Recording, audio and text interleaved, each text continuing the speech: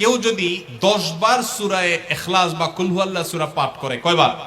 10 বার, রাতে দিনে যে কোনো সময় 10 বার যদি কেউ কুল হুয়াল্লাহ সূরা পাঠ করে, আল্লাহর নবী সাল্লাল্লাহু আলাইহি সাল্লামের হাদিসে ওয়াদা রয়েছে আল্লাহ তাআলা ওই ব্যক্তির জন্য জান্নাতে একটা বিশাল প্রাসাদ নির্মাণ করবেন।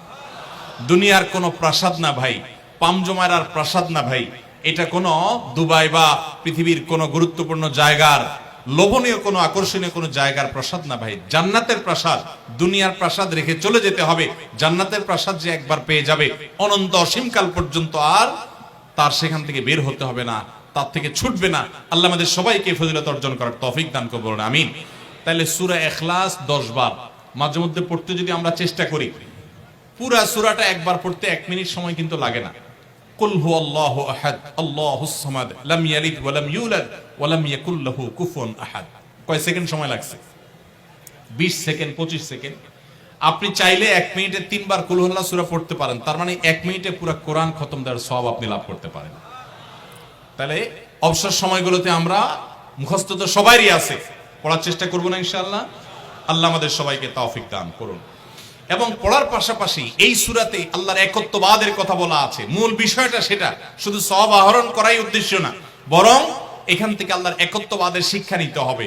আল্লাহ একক, কুল হুয়াল্লাহু আহাদ, হে রাসূল বলে দিন তিনি আল্লাহ, তিনি একক, তার কোনো অংশীদার নাই, তার কোনো পার্টনার নাই, তিনি কারোর প্রয়োজন তার হয় না। আল্লাহুস সামাদ, তিনি কারোর মুখাপেক্ষী না, বরং সবাই তার মুখাপেক্ষী। লাম ইয়ালিদ ওয়া লাম ইউলাদ, তাকে কেউ তিনি কাউকে জন্ম দেননি আর তাকেও কেউ জন্ম দেয়নি। ওয়া লাম ইয়াকুল লাহু কুফুয়ান আহাদ, তার কোনো সমকক্ষ নাই। ভাইরা আমার, আমাদের সমাজে এক শ্রেণীর নাস্তিক আছে, বরং সকল নাস্তিক ইসলাম এবং মুসলমানদের প্রতি বিদ্বেষ লালন করে, তাদের বড় অংশ। এই নাস্তিকদের একটা কমন প্রশ্ন হলো, তারা বলে আল্লাহ যদি আমাদের সবার সৃষ্টিকর্তা হয় তো আল্লাহর সৃষ্টিকর্তা কে? নাউজুবিল্লাহ। এরকম একটা প্রশ্ন নাস্তিকরা করে। নবী সাল্লাল্লাহু আলাইহি সাল্লামকে কোন কোন মুফাসসিরদের মতে এই প্রশ্নটাই করেছিল ইহুদিরা। কারা প্রশ্ন করেছিল? ইহুদিরা। সেই জবাবে আল্লাহ তাআলা এই আয়াত নাযিল করেছেন এবং জানিয়েছেন যে আল্লাহ তিনি কারোর জন্ম দেওয়ার মুখাপেক্ষী নন, তাকে কেউ জন্ম দেয়নি, তিনি কারোর মুখাপেক্ষী নন। এখন প্রশ্ন হতে পারে, আচ্ছা আল্লাহ তাআলা তিনি আমাদের সৃষ্টি করলেন বুঝলাম, তাহলে আল্লাহকে কে সৃষ্টি করলো, যেটা নাস্তিকরা করেছে? এই প্রশ্নটা একটা অমূলক প্রশ্ন এবং ভুল প্রশ্ন। এই প্রশ্নটা একটা ভুল প্রশ্ন। কিভাবে ভুল প্রশ্ন? আল্লাহ তাআলা কি সৃষ্টি না স্রষ্টা? সবাই উত্তর দেন। আল্লাহ কি সৃষ্টি নাকি সৃষ্টিকর্তা? আল্লাহ যদি সৃষ্টিকর্তা হন, স্রষ্টা হন, তাহলে তার আবার যদি সৃষ্টিকর্তা খোঁজেন, সৃষ্টিকর্তার জন্য যদি আবার সৃষ্টিকর্তা খোঁজেন, তাহলে তিনি তো আর সৃষ্টিকর্তা হলেন না, তাহলে তিনি সৃষ্টি হয়ে গেলেন। কথা বুঝেন নাই? যার স্রষ্টা থাকে তাকে সৃষ্টি বলে। আমার একজন স্রষ্টা, এক সত্তা আছে, স্রষ্টা, যিনি আমাকে সৃষ্টি করেছেন, আপনাকে সৃষ্টি করেছেন, তাহলে আমরা হলাম সৃষ্টি। যাকে কেউ সৃষ্টি করে তিনি হলেন সৃষ্টি। আমাদের আল্লাহর যদি আরেকজন স্রষ্টা আপনি খোঁজেন, তার মানে আপনি আল্লাহকে সৃষ্টি মনে করতেছেন। আসলে আল্লাহ তো সৃষ্টি না, তিনি হলেন কে? স্রষ্টা। স্রষ্টার আর কোন সৃষ্টিকর্তার প্রয়োজন। যদি বলেন যে আল্লাহরও আবার সৃষ্টিকর্তা লাগবে, তখন তো প্রশ্ন আসবে সেই সৃষ্টিকর্তার আবার সৃষ্টিকর্তাকে।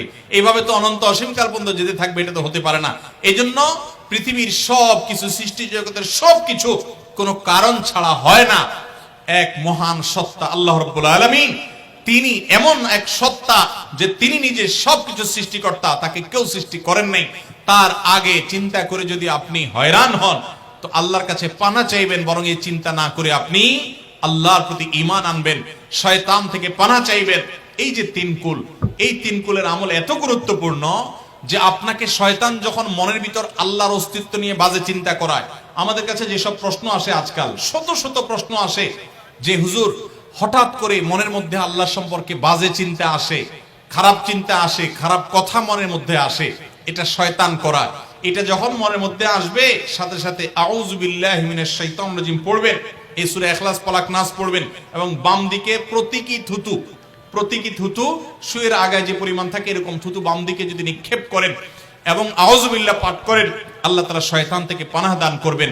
এবং মনে রাখবেন, মুসলমানের মনের ভিতরে আল্লাহ সম্পর্কে বাজে চিন্তা আসলে বুঝতে হবে যে ইবলিস হাজির হয়ে গেছে। কে হাজির হয়েছে? ইবলিস আমার মনের ভিতরে কুচিন্তা ঢুকাচ্ছে। এটা মনে হওয়ার সাথে সাথে আমি আরো জোরসে বলবো, কুল হুয়াল্লাহু আহাদ আল্লাহুস সামাদ লাম ইয়ালিদ ওয়া লাম ইউলাদ ওয়া লাম ইয়াকুল লাহু কুফুয়ান আহাদ। আল্লাহ আমাদের সবার ঈমানকে হেফাজত করার তৌফিক দান করুন।